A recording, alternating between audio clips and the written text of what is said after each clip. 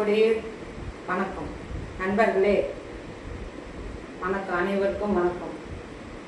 நாமக்கல் மாவட்டம் ராசிபுரம் வட்டம் வீநகர்லேருந்து மாதேஸ்வரி பேசுறது. சென்ற 1927 எங்கள் அண்ணன் எம்ஜிஆர் அவங்க நடிப்பை விட்டு தனி கட்சி ஆரம்பித்து அவங்க நல்லபடியாக நின்று ஜெயிச்சு வந்தாங்க.